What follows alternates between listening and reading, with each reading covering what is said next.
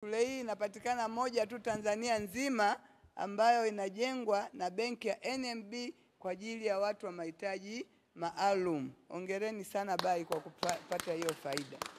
Lakini pia kipekee niungane na wengine kumpongeza rais na kumshukuru.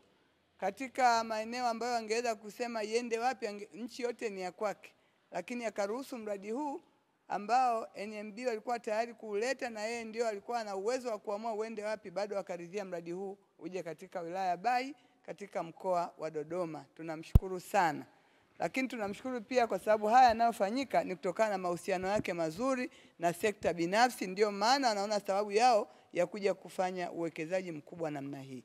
Lakini kipekee kabisa benki ya NMB ambayo imeona na ikaona sababu ya kujali kundi hilo muhimu, kundi la wahitaji, watu wenye mahitaji maalum, kuja kuwawekea shule ya kisasa kabisa ya viwango vya juu ambayo itawapa fursa nayo ya kupata elimu kama wanavyopata watoto wengine.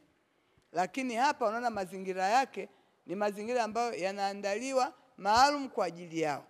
Kwa hiyo ni imani kuwa hata katika kufundisha watafundisha maalum kutokana na mahitaji ya kwao.